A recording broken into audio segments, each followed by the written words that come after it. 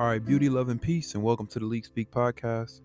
So, today, the goal is to simply entice your intellectual curiosity with abstract ideas or principles. And for some of us who don't understand, um, I'll break the sentence down for you, right?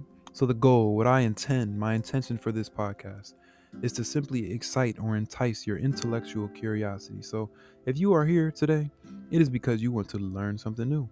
And so, abstract ideas are things that we can't really get a hold on. Abstraction, like what is love? What is life? What does it mean to exist? These are abstract ideas or principles. And so, all this podcast is just to help you further understand this world that we live in. And so, today we'll be going over the second chapter of the book that I'm reading, which is The Art of Dreaming by Carlos Castaneda. And so, here are some main points that we'll be going over. The art of dreaming, when thinking of life in the world we live in the multiverse, as an onion. And we all understand how onions have many different layers, and you can just peel them all back, but you take them off, and it's still a part of the same onion, right? So if we view our existence in the same way, then we could kind of get a better understanding of how Carlos Castaneda intends to show you how the art of dreaming can possibly propel you into different realms of reality and experience. And so I just want to speak a little bit to the world as an onion and the layers of the different worlds. So if we have a ball and we cut it open, or we have an onion, we cut it open, we can see the many different layers that are all within this one ball.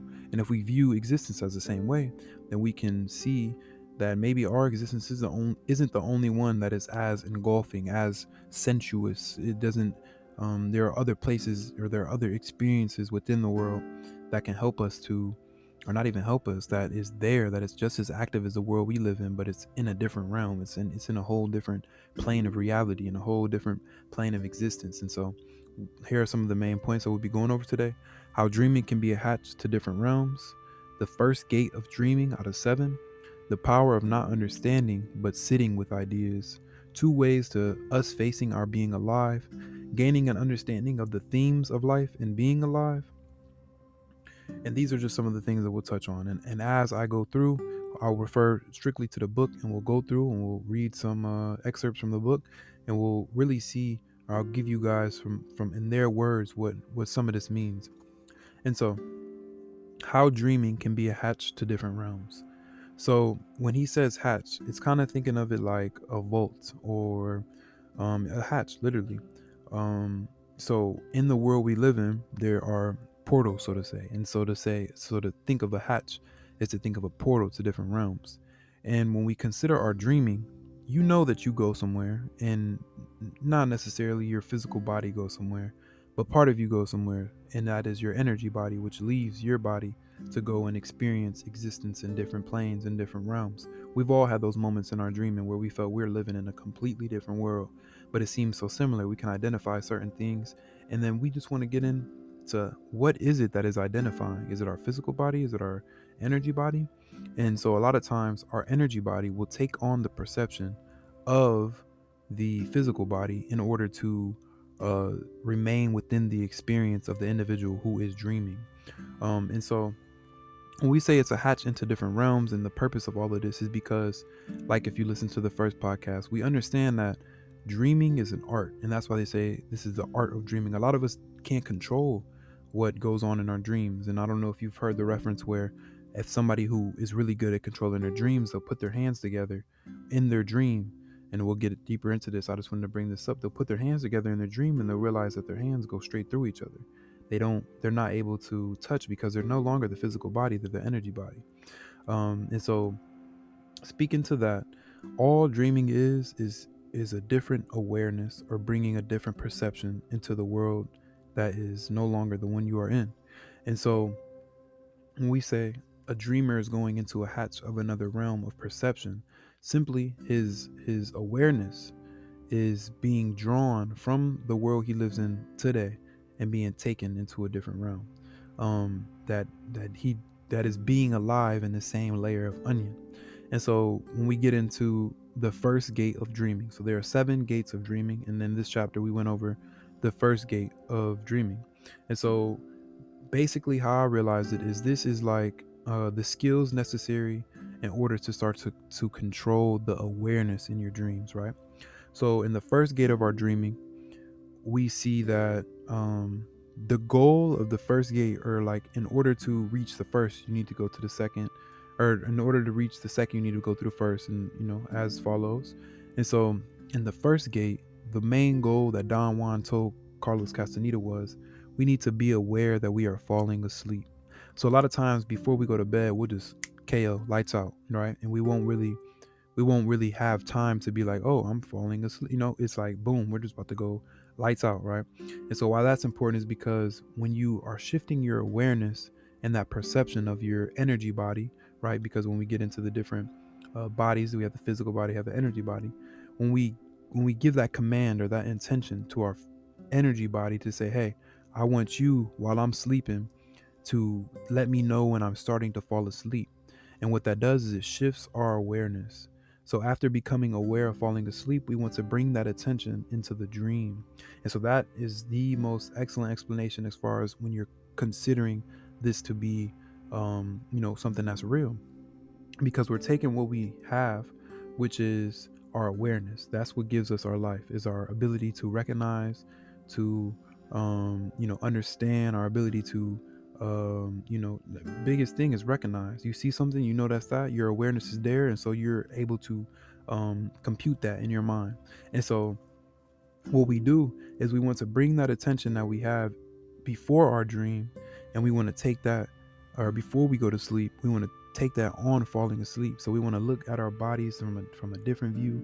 We want to say, all right, my body is starting to go to sleep, and I'm telling this to my energy body. I'm saying, hey, I want you to watch my body go to sleep. So then right from there, I'm starting to transfer my awareness from my physical body to my energy body. And then from there, we take that same awareness and we activate it in our sleep. And so this is just the first gate of dreaming. He says he doesn't want you to go too much further than that. He just wants you to try to recognize when you're starting to fall asleep, because like I said, it shifts your awareness into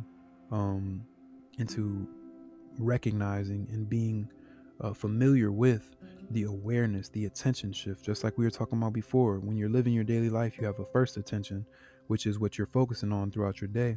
But there's a second attention of things that is being consumed. Your subconscious, so to say, is taking in all of this information at the same time that you're taking in all of the information that you're processing in your first awareness. And so the same way in the dream world, we want to consider that.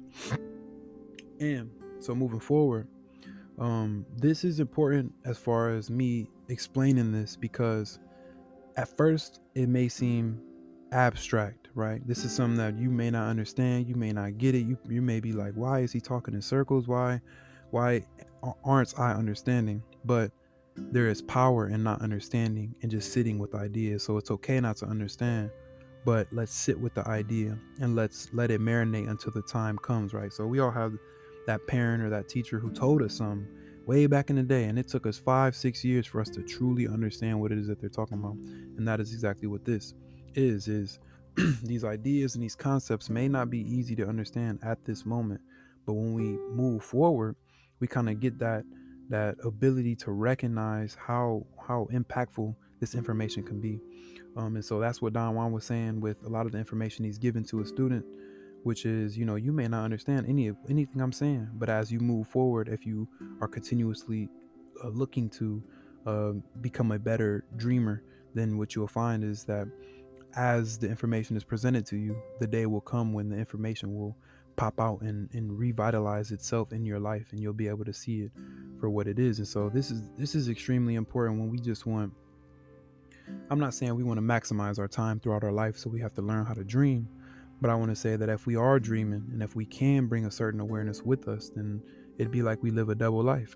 And so it sounds a little abstract, of course, which is completely fine, because that is exactly what this is. It's to entice our intellectual curiosity. 1 second, I'm going to.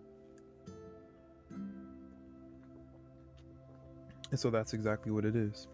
And so a lot of I've been dreaming a lot lately. That's why this book has been so important, and how I'm maneuvering, and why I even feel it's important to speak about, because when we consider the different realms and we consider the things that we can do while we're asleep, right? So Mike Tyson has said this once. He's like, when he goes to sleep, his trainer told him that it's important for him to try to practice fighting while he's sleeping. Like, whoa, doesn't that make he's cheating? He when he goes to sleep, he sleeps and dreams about fighting, right? And so it's like, if we can utilize that time, and this is not for the sake of to become a better, this is simply just to bring that awareness with us, to increase our awareness throughout our life. And that's simply it. And so we have two ways of facing our being alive. The first is to surrender or to accept without protest to its demands, or by fighting those demands. So a lot of us are living in our life, and so if we have bad habits, then we're consistently fighting those bad habits, or we're going to surrender to those bad habits, right? And so that is one, like, these are the ways to face your circumstances in which you are living in today's life. You can either accept without protest, or you can fight those demands, right? And so this is one way to see it as far as surrendering to your circumstances. Or we have the second option, which is molding our particular life situation to fit our own configurations. And so the importance behind this is, when he brought it up, he was mentioning these sorcerers who are the expert dreamers, so to say, the ones who can go into the other worlds and bring back information and this, that, and the third. And so, um, how are you facing your life, your being alive? Are you surrendering and accepting without protest or fighting, or are you molding your particular life situation to fit your own configurations? And I think that is going to be evident in the way that you live your life, right? So but without the proper information, you won't even be able to know that you can mold your own life to your own configurations. And so the purpose of what Don Juan was teaching to Carlos Castaneda is, we need to gain an understanding of the themes of life and being alive, and also the difference between life as a consequence of biological forces and the act of being alive as a matter of cognition. So this is where we get into like we DNA, and thinking about life as like, I'm here because of everything that led up for me to become here, or for me to be here, or as life as just a simple matter of perception. And cognition is simply that. It's the taking in of information, and it's the recognition, recognition, um, of our being alive. And so these are just some things that I found to be important as I was reading through. So again, we need to realize, or to accept, or to mold the fact that when we dream, we can enter a hatch into different realms. Also, if we are considering becoming an expert dreamer, so to say, or if we want to become better dreamers, when we actually sleep and go to sleep and we dream, there are 7 gates of which we can help to access that skill. And then the power of not understanding but sitting with ideas, right? So we don't need to understand it all right now, because sometimes that's why I like to read a lot, right? So I'll read books that I don't even get sometimes, but I know that my subconscious is taking down the data and it's storing the information somewhere for a later date, so to say. And so even if I'm not able to remember or call on the information, it's still stored. I still took that time to read the information and to build that database of knowledge. And so one day, when I accumulate enough information, that information will team up with the information that I have, and it will revitalize the idea that I did not understand then. And then there's two ways of facing for us being alive, right? So that's a common question: is why are we alive? And trying to understand what's really going on. And so we can either surrender, meaning we can accept or fight, or we can mold our particular life situation. And then just gaining an understanding of the themes of life and being alive. So just the patterns to life. And then, I'm saying, what is actually going on with me being alive, or this experience, I'm saying, my existence, is this a thing, or am I, we all have simulation theory. Is this just a simulation somewhere? But then my brother had texted me today and said that he said, life feels like a simulation. I'm like, well, if it is, we're all our own computers, then, we can take apart a computer and see how everything works and how everything operates to create. So our eyes are our GPU, our brains are our CPU, or our motherboard, this, that, and the third. Um, but it's just important to consider. But then the question I asked him after he brought that to my attention, I was, well, if it is a simulation, then what's going on behind in the real world, so to say? Like, what's actually going on? And so what helps to balance this idea is to understand that life is like an onion. So if there is a simulated world, or if this is a simulated world and there's, we somebody's outside of this just watching us, or using us as Sims characters to just play, then how do we well, when we consider the onion, then we'd be like, okay, like maybe while this is going on, this is going on, but on top of that, this is going on, and this going on, this going on. So F life is nothing but an endless string theory of her string of simulations. Then at least we can sit with that and we can say, okay, now I know, based on what Leak Speak brought to my attention, is that I can use my energy body. I'm in my physical body right now. You're listening to me through your physical, but also your energy body is active and is paying attention as well. And so I can use my energy body when I go to sleep to shift my awareness to my energy body so that it can take me to a different realm and I can experience life in that realm as well. And so I want to go through and read a couple some things outside of the from some excerpts from out the book. And so this is one thing that was towards the end of the chapter, and it was, as we tighten our control over our dreams, we tighten the mastery over our dreaming attention. Once we understand the intention behind our awareness dreaming, we able ourselves to awaken the dormant energy which is capable of perceiving in the dream world. So what exactly is the energy body? It's the counterpart of the physical body, a ghost-like configuration made of pure energy. But isn't the physical body also made out of energy? Of course it is. The difference is that energy body has only appearance but no mass. Since it's pure energy, it can perform acts that are beyond the possibilities of the physical body. Such as what, for example, Don Juan? Such as transporting itself in one instant to the ends of the universe, and dreaming is the art of tempering the energy body, of making it supple and coherent by gradually exercising it. So, like I was saying earlier, the art of dreaming is a skill.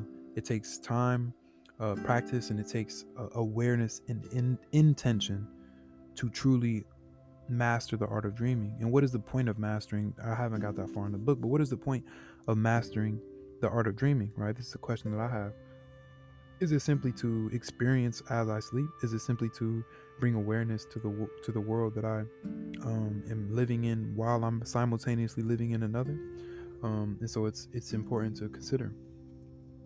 Through dreaming, we condense the energy body until it's a unit capable of perceiving. Its perception, although affected by our normal way of perceiving the daily world, is an independent perception, and it has its own sphere. What is that sphere, Don Juan? Energy. The energy body deals with energy in terms of energy. There are three ways in which it deals with energy in dreaming. It can perceive energy as it flows, or it can use energy to boost itself like a rocket into unexpected areas, or it can perceive as we ordinarily perceive the world. What does it mean to perceive energy as it flows? It means to see. As we went over in the last podcast, to see is to simply recognize energy for what it truly is. It means to see. It means that the energy body sees energy directly as a light or as a vibrating current of sorts or as a disturbance, or it feels it directly as a jolt or as a sensation that can even be pain. What about the other way you talked about, Don Juan? The energy body using energy as a boost. Since energy is its sphere, it is no problem for the energy body to use currents of energy that exist in the universe to propel itself. All it has to do is isolate them, and off it goes with them. And so, simply considering the facts of the universe, so when we understand that everything is connected, right? So even if somebody lives out in San Diego, right, the only thing that really is, or somewhere far away from wherever I am, the only thing really, separating us is our idea of time and space, right? So in the real world, yes, it will take a 7-hour car ride. But when you think about that person, I want you to take a second and think about somebody. And no matter how far they are, it feels like when you bring the thought of the person, they are right next to you, or they are 5 feet away, or you can create that distance and make them that far away. But it's simply an exercise into seeing how everything is connected. And so there is a lot in this world that we don't see, a lot in this world that we don't understand. And so I think that this, us talking about it, is going to help us to recognize, to see directly what it is that is going on in this world. So this is what I'm going to read this right here. So, can we really mold our life situation, Don Juan? One's particular life situation can be molded to fit one's specifications, Don Juan insisted. Dreamers do that. A wild statement? Not really, if you consider how little we know about ourselves. He said that his interest as a teacher was to get me thoroughly involved with the themes of life and being alive, that is to say, with the difference between life as a consequence of biological forces and the act of being alive as a matter of cognition. When sorcerers talk about molding one's life situation, Don Juan explained, they mean molding the awareness of being alive. Through molding this awareness, we can get enough energy to reach and sustain the energy body, and with it, we can certainly mold the total direction and consequences of our lives. So, I think that is all I wanted to speak speak on about the book. As I continue to move forward, because this is something that I'm actively practicing as I dream every night. Right, everyone goes to sleep, goes to bed before you know what I'm saying, and he has to wake up in the morning. And so, one thing that we haven't actually been taught is, what is dreaming, right? And so, before we try to make an explanation, we have to consider some things that actual people are doing. And so even if this book, and which is not, but even if this book was nonfiction, right, we still would have to just consider, or if this book was fiction, we still have to consider it as a potentiality, because we don't know everything. We don't know everything that it is possible in this world. And so when new information is presented, all I say is for you to not practice, but to seek the understanding and sit with the ideas, in hopes that as you go to sleep every night, as you, take naps and you go and have what feels like real life dreams, I hope that it pushes you to want to seek more information about the dreaming world. Because, when I go into my dreams, even last night, like, right, I read the book, or at least a little bit out of the chapter before I went to sleep. And so what it did again was just brought a new awareness into the way I was aware in my dreams. It brought a new awareness into the way that I was perceiving the things that were going on. Like, it was so crazy how my mind would like so quickly um revert back to what I was what are what's actually going on in my life, and how the things are going hand in hand. And so if we can master this art of dreaming, or if we do awaken that dormant energy which is capable of perceiving in the dream world, how can that affect my daily living? Like, maybe I'll start to go to sleep and wish, just be, just not neglect what's going on in my real life, but how can what I do in the dream world potentially help me in my actual world? And so I believe that is all I wanted to say, and that's all I have to say on this chapter. And so I appreciate everybody for coming. I appreciate everybody for giving me your attention and giving me the time that it took to explain some of these ideas. And I apologize that things are in a loophole, and sometimes right now I'm certainly working on getting better at explaining the ideas and organizing information, and also just the whole podcast process in general. I would love to just to speak on the importance of the development of my ability to create the podcast, and I hope that everybody who ever listens holds me accountable to actively progressing, so that these can be better, the information can be more concise, more clear, and that it's easier to understand, because it is something, like I said, these are abstract principles that not all of us um, may understand, and not only that we may not understand, but that we may not even be able to comprehend. We may not even understand how I'm formulating the words in order to convey this message. And so again, learn, educate, activate knowledge. I'd like to leave us with some deep breaths, maybe just two.